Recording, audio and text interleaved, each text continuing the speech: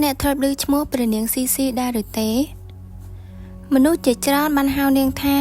ជាស្ត្រីដែលបំផ្លាញរាជវង្សឈិងប៉ុន្តែអ្នកវិទ្យាសាស្ត្រមួយចំនួនវិញបានយល់ថានាងគឺជាមនុស្សដែលព្យាយាមរក្សារាជវង្សឈិនក្នុងអំឡុងពេលដែលប្រទេសកំពុងប្រឈមនឹងវិបត្តិធ្ងន់ធ្ងរហើយអ្វីដែលភ្ញាក់ផ្អើលជាងនេះនោះគឺព្រះនាងស៊ីស៊ីមិនធ្លាប់បានឡើងគ្រងរាជ្យទេប៉ុន្តែនាងគឺបានកាន់អំណាចលើប្រទេសចិននឹងអស់រយៈពេលជិត50ឆ្នាំតើនាងជាមនុស្សដែលល្មមអំណាចឬនាងគ្រាន់តែជាស្ត្រីម្នាក់ដែលព្យាយាមការពាររាជវង្សឈិងពីការដួលរលំក្នុងវីដេអូនេះយើងនឹងស្វែងយល់ពីជីវិតរបស់នាងស៊ីស៊ីកើតនៅថ្ងៃទី29ខែវិច្ឆិកាឆ្នាំ1835នៅក្នុងគ្រួសារជនជាតិម៉ាន់ជូនៃត្រកូលហេហេណារ៉ាដែលជាអ្នកដែលបម្រើរាជវង្សឈិងគ្រួសាររបស់នាងមិនមែនជាគ្រួសាររាជវង្សទេប៉ុន្តែឪពុករបស់នាងគឺជាមន្ត្រីរាជការដូច្នេះហើយបានជានាងមានឱកាសទទួលបានការអប់រំការធំធាត់ក្នុងបរិយាកាសមួយដែលស្គាល់ពីប្រព័ន្ធរាជការនៅពេលដែលនាងមានអាយុប្រហែលជា16ឆ្នាំស៊ីស៊ីត្រូវបានជ្រើសរើសឲ្យចូលទៅក្នុងរាជវាំងដើម្បីធ្វើជាស្នំរបស់អធិរាជសម្រាប់នារីជាច្រើនការចូលទៅក្នុងរាជវាំងគឺជាកិត្តិយសដ៏ធំប៉ុន្តែសម្រាប់អ្នកដែលរស់នៅក្នុងវាំងវាគឺជាកន្លែងដែលពោរពេញទៅដោយការប្រកួតប្រជែងនៅក្នុងវាំងមានស្នំជាច្រើនអ្នកហើយគ្រប់គ្នាសុទ្ធតែចង់ទទួលបានការសព្វតីពីអធិរាជដើម្បីអីដោយសារតែបើសិនជាស្ដេចសព្វតីអំណាចរបស់គេក៏ជីវិតរបស់គេក៏ផ្លាស់ប្ដូរទៅតាមនឹងដែរដំបូងឡើយស៊ីស៊ីមានឋានៈទាបទេហើយក៏អត់មានឥទ្ធិពលអីឡើយប៉ុន្តែប្រហែលឆ្នាំក្រោយមកជីវិតរបស់នាងក៏បានផ្លាស់ប្ដូរទាំងស្រុងនៅឆ្នាំ1856ស៊ីស៊ីបានប្រសូតបានបុត្រមួយអង្គដែលជាបុត្រតែមួយគត់របស់អធិរាជព្រឹត្តិការណ៍នេះគឺមានសារៈសំខាន់ខ្លាំងណាស់ព្រោះតែបុត្រមួយអង្គនេះគឺមានសិទ្ធិនៅក្នុងការស្នងរាជដោយសារតែមូលហេតុនេះហើយទើបធ្វើឲ្យស៊ីស៊ីបានឡើងតំណែងឡើងឋានៈហើយក៏ចាប់ផ្ដើមទទួលបានការយកចិត្តទុកដាក់ពីអធិរាជអ្នកប្រវត្តិសាស្ត្រជាច្រើនយល់ថាស៊ីស៊ីជាមនុស្សដែលវៃឆ្លាតស្ងប់ស្ងាត់និងចេះយល់ពីស្ថានភាពនយោបាយនៅក្នុងរាជវាំងទោះជាយ៉ាងណាក៏ដោយក៏មិនមានភស្តុតាងគ្រប់គ្រាន់ដែលបញ្ជាក់ថានាងបានប្រើល្បិចកលឬធ្វើអំពើឃោរឃៅដើម្បីបានឡើងកាន់អំណាចនៅក្នុងដំណាក់កាលនេះផងដែរខណៈដែលស៊ីស៊ីកំពុងទទួលបានឥទ្ធិពលនៅក្នុងរាជវង្សចក្រភពឈិងនឹងក៏កំពុងតែប្រឈមមុខនឹងបញ្ហាធំៗដែរគឺមានការបះបោរនៅក្នុងប្រទេសហើយសេដ្ឋកិច្ចក៏ធ្លាក់ចុះទៀតហើយប្រទេសលោកខាងលិចក៏កំពុងតែដាក់សម្ពាធទៅលើប្រទេសចិនកាន់តែខ្លាំងផងដែរលើពីនេះទៅទៀតស្ដេចក៏ចាប់ផ្ដើមមានសុខភាពទ្រុឌទ្រោមផងដែរនៅឆ្នាំ1861អធិរាជក៏បានសោយទីមង្គតដែលមានអាយុត្រឹមតែ30ឆ្នាំតែប៉ុណ្ណោះមុនពេលដែលទ្រង់សោយទីមង្គតព្រះអង្គក៏បានបន្សល់ទុកនូវរាជបុត្រមួយអង្គដែលមានអាយុទើបតែ5ឆ្នាំព្រះរាជបុត្រអង្គនេះបានឡើងសោយរាជក្លាយទៅជាអធិរាជតុងស៊ីដោយសារតែព្រះអង្គនៅក្មេងពេកមិនអាចគ្រប់គ្រងប្រទេសបានដោយខ្លួនឯងដូច្នេះហើយតាមប្រពៃណីរបស់រាជវង្សឈិងគឺត្រូវមានមនុស្សធំដែលជួយគ្រប់គ្រងជួយដឹកនាំរាជការនៅពេលនោះព្រះនាងស៊ីស៊ីក៏បានឡើងឋានៈជាព្រះរាជមាតាហើយព្រះនាងក៏ជាម្ដាយបង្កើតរបស់អធិរាជតុងស៊ីនឹងដែរប៉ុន្តែការឡើងតំណែងជាព្រះរាជមាតានឹងមិនមែនមានន័យថានាងមានសិទ្ធិអំណាចពេញលេញនោះទេមុនពេលដែលស្ដេចអង្គមុនសោយទីមង្គតព្រះអង្គក៏បានតែងតាំងមន្ត្រីជាន់ខ្ពស់ចំនួន8នាក់ឲ្យជួយគ្រប់គ្រងប្រទេសជំនួសអធិរាជវ័យក្មេងនោះមានន័យថាអំណាចពិតប្រាកដគឺស្ថិតនៅក្នុងដៃរបស់មន្ត្រីទាំងនោះប៉ុន្តែស៊ីស៊ីគឺមិនព្រមនៅស្ងៀមឡើយនាងបានសហការជាមួយនឹងព្រះរាជមាតាស៊ីអានដែលជាព្រះមហេសីរបស់អធិរាជអង្គមុនហើយនឹងជាមួយនឹងព្រះអង្គម្ចាស់គង់ដែលជាព្រះអនុជរបស់ព្រះអធិរាជអ្នកទាំង3នេះបានរៀបចំផែនការដើម្បីដកអំណាចចេញពីមន្ត្រីទាំង8នាក់ហ្នឹងហើយនៅចុងឆ្នាំ1861ពួកគេក៏បានធ្វើរដ្ឋប្រហារមួយដែលធ្វើឲ្យអ្នកប្រវត្តិសាស្ត្រហៅថាស៊ីយ៉ុងខុករដ្ឋប្រហារនេះមិនមែនជាសង្គ្រាមធំនៅលើសមរភូមិទេប៉ុន្តែវាជាការប្រកួតប្រជែងអំណាចនៅក្នុងរាជវាំងមន្ត្រីសំខាន់គឺបានចាប់ខ្លួនអ្នកខ្លះត្រូវបានគេបណ្តេញចេញពីតំណែងរីឯមន្ត្រី ម្នាក់ទៀតដែលឈ្មោះថា Susan ត្រូវបានកាត់ទោសប្រហារជីវិតបន្ទាប់ពីព្រឹត្តិការណ៍នេះ CC និង Sian ក៏បានចាប់ផ្ដើមដឹកនាំរាជការក្នុងនាមជាព្រះអធិរាជមាតាខណៈដែលអធិរាជតុងស៊ីនៅក្មេងនៅក្នុងរាជវាំងគឺមានទម្លាប់មួយហៅថាស្ដាប់រាជការនៅពីក្រោយវាំងននដែលនេះមានន័យថាចាព្រះអធិរាជវ័យក្មេងនឹងអង្គុយនៅរាជបល្ល័ង្កនៅខាងមុខចំណែកឯព្រះមាតានឹងក៏អង្គុយនៅខាងក្រោយវាំងននមួយដើម្បីស្ដាប់ការពិភាក្សានិងការសម្រេចចិត្តលើកិច្ចការសំខាន់ៗទោះបីជាមិនបានអង្គុយលើរាជបល្ល័ង្កក៏ដោយមនុស្សគ្រប់គ្នាដឹងថា CC នឹងគឺជាអ្នកដែលមានអំណាចពិតប្រាកដក្នុងអំឡុងពេលនោះនាងក៏មានការគ្រប់គ្រងពីការពង្រឹងកងទ័ពហើយនិងការរៀបចំរដ្ឋបាលឯឡើងវិញដែរដើម្បីជួយឲ្យរាជវង្សឈីងនឹងងើបឡើងពីវិបត្តិបន្ទាប់ពីសង្គ្រាមហើយនិងការបាក់បោជាច្រើនអ្នកវិទ្យាសាស្ត្រខ្លះបានចាត់ទុកថាការសម្រេចចិត្តរបស់ CC នៅដំណាក់កាលនេះគឺមានសារៈសំខាន់ណាស់ក្នុងការរក្សាស្ថិរភាពរបស់រាជវង្សប៉ុន្តែអ្នកខ្លះទៀតយល់ថានាងគឺចាប់ផ្ដើមប្រមូលអំណាចទាំងអស់មកកាន់ដោយខ្លួនឯងហើយក៏ធ្វើឲ្យអ្នកដទៃពិបាកប្រកួតប្រជែងដោយសារតែឯកសារប្រវត្តិសាស្ត្រមានការខុសគ្នាអញ្ចឹងអ្នកស្រាវជ្រាវនៅតែបន្តជជែកគ្នាពីចំណុចនេះក្រោយមកនៅឆ្នាំ1873អធិរាជតុងស៊ីក៏មានប្រជជនគ្រប់វ័យដើម្បីគ្រប់គ្រងប្រទេសដោយខ្លួនឯងមនុស្សជាច្រើនគិតថានៅពេលនោះ CC នឹងដកខ្លួនចេញពីអំណាចប៉ុន្តែរឿងរ៉ាវមិនបានបញ្ចប់នោះទេត្រឹមតែ2ឆ្នាំប៉ុណ្ណោះអធិរាជតុងស៊ីក៏បានសោយទីមង្គតដោយមិនមានរាជបុត្រស្នងរាជហើយការសោយទីមង្គតនេះក៏បានបង្កឲ្យមានសំណួរជាច្រើនដែលបានសួរថាតើអ្នកណាជាធ្វើជាអធិរាជស្នងរាជបន្ទាប់ហើយបន្ទាប់ពីអធិរាជតុងស៊ីបានសោយទីមង្គតនៅឆ្នាំ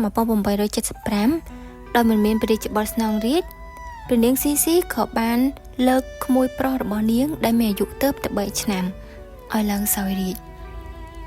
ព្រះអង្គត្រូវបានគេស្គាល់ថាជាអធិរាជកៅស៊ូដោយសារតែព្រះអង្គនៅក្មេង CC នៅតែបន្តគ្រប់គ្រងរាជការដដែលពេលនោះប្រទេសចិនកំពុងតែមានការផ្លាស់ប្ដូរយ៉ាងលឿនដោយសារតែប្រទេសលោកខាងលិចហើយនិងជប៉ុនកំពុងតែអភិវឌ្ឍផ្នែកវិទ្យាសាស្ត្របច្ចេកវិទ្យាហើយនិងកងទ័ពប៉ុន្តែរាជវង្សឈិងនៅតែគ្រប់គ្រងប្រព័ន្ធចាស់ដដែលនឹងជាច្រើនឆ្នាំបញ្ហាក៏កាន់តែធ្ងន់ធ្ងរនៅឆ្នាំ1894ចិននិងជប៉ុនបានផ្ទុះសង្គ្រាមដើម្បីដណ្ដើមឥទ្ធិពលនៅលើប្រទេសកូរ៉េសង្គ្រាមនេះត្រូវបានគេស្គាល់ថាសង្គ្រាមចិនជប៉ុនលើកទី1លទ្ធផលគឺចិនចាញ់យ៉ាងធ្ងន់ធ្ងររាជវង្សឈិងត្រូវបានចុះសន្ធិសញ្ញាក្នុងការបង់សំណងជាច្រើនហើយនៅបុគ្គលកោះតៃវ៉ាន់នឹងទៅឲ្យជប៉ុនការបរាជ័យនេះធ្វើឲ្យមនុស្សជាច្រើនជឿថា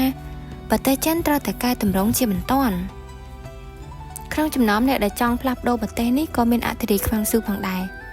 នៅឆ្នាំ1898ព្រះអង្គក៏បានចាប់ផ្ដើមកម្មវិធីកែតម្រង់មួយដែលត្រូវបានគេស្គាល់ថាកំណែតម្រង់រយៈពេល100ថ្ងៃគោលបំណងគឺចង់ធ្វើឲ្យប្រទេសចិននឹងទំនើបជាងមុនមានគម្រោងកែប្រែការអប់រំកងទ័ពរដ្ឋបាលសេដ្ឋកិច្ចដែលយកគំរូតាមពីប្រទេសដែលគេកំពុងអភិវឌ្ឍណាប៉ុន្តែកំណែតម្រង់នេះបានធ្វើឲ្យមន្ត្រីអភិរក្សនិយមនឹងអត់ពេញចិត្តទេពួកគេបារម្ភថាការផ្លាស់ប្ដូរលឿនពេកអាចធ្វើឲ្យរាជវង្សបាត់បង់ស្ថិរភាពហើយ CC ក៏មានការព្រួយបារម្ភចឹងដូចគ្នាប៉ុន្តែអ្នកប្រវត្តិសាស្ត្រមានទស្សនៈខុសៗគ្នាអំពីមូលហេតុដែលនាងមិនឈប់ការកែតម្រង់នេះអ្នកខ្លះយល់ថាដោយសារតែនាងចង់រក្សាអំណាចរបស់ខ្លួនហើយអ្នកខ្លះទៀតជឿថានាងគិតថាការកែតម្រង់លឿនពេកអាចនាំឲ្យប្រទេសជាតិនឹងធ្លាក់ក្នុងសភាពវឹកវរហើយនៅខែកញ្ញាឆ្នាំ1898 CC ក៏បានដកអំណាចចេញពីអធិរាជខ្វាំងស៊ូការកែតម្រង់ក៏ត្រូវបានបញ្ចប់ជាងកែតម្រង់នោះអត់ success ទេហើយមន្ត្រីដែលគ្រប់គ្រងការកែតម្រង់មួយចំនួនក៏បានចាប់ខ្លួនហើយអ្នកខ្លះទៀតក៏ត្រូវបានប្រហារជីវិតចំណែកឯព្រះអធិរាជខ្វាំងស៊ូគឺត្រូវបានដាក់ឲ្យរស់នៅដាច់ដោយឡែកនៅក្នុងរាជវាំងប៉ុន្តែវិបត្តិគឺមិនទាន់បានចប់នៅឡើយទេនៅឆ្នាំ1900មានក្រុមមួយដែលមានឈ្មោះថា Boker គឺបានក្រោកឡើងប្រឆាំងជនបរទេសហើយនិងអ្នកដែលកាន់សាសនាគ្រិស្តនៅក្នុងប្រទេសចិនដំបូង CC គឺមិនបានគ្រប់គ្រងក្រុមនេះទេប៉ុន្តែក្រោយមករដ្ឋាភិបាលឈិងក៏បានសម្រេចចិត្តគ្រប់គ្រងពួកគេដើម្បីប្រឆាំងនឹងអត្តពលដែលហូរចូលពីបរទេសការសម្រេចចិត្តនេះ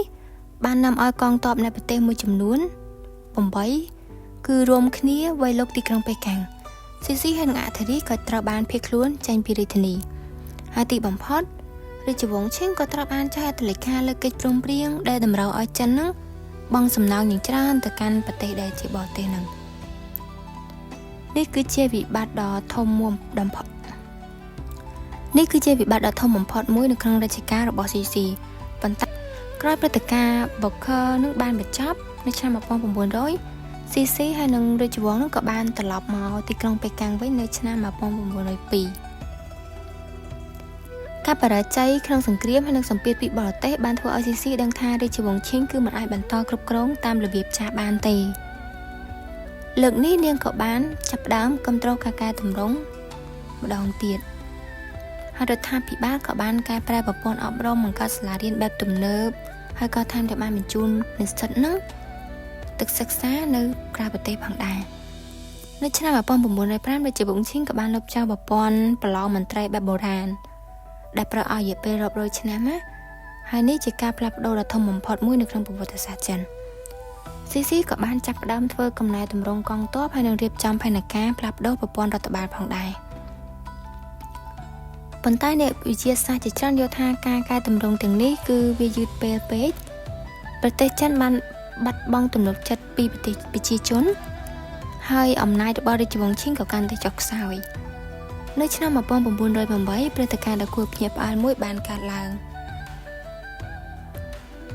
គឺអធិរាជបានសោយទីមង្គត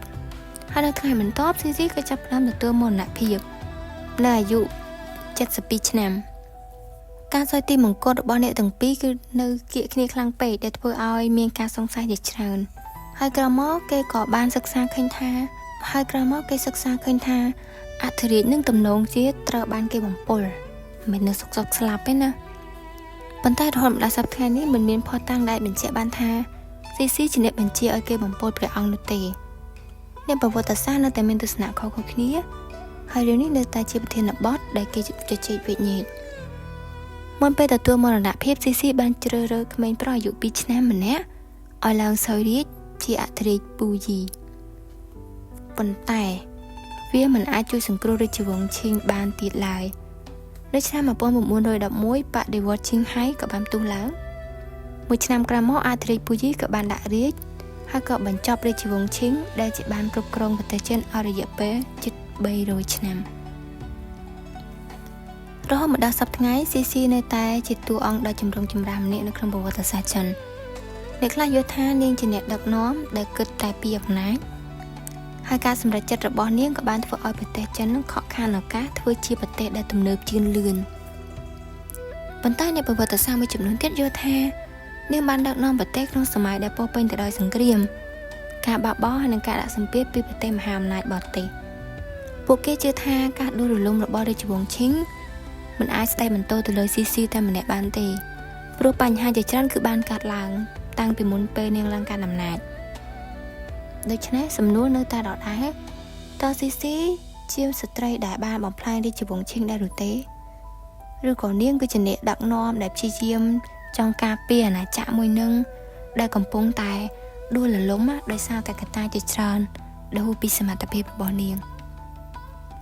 ហើយរឿងរ៉ាវរបស់ស៊ីស៊ីគឺមានតែប៉ុណ្្នឹងអ្នកនរគ្នា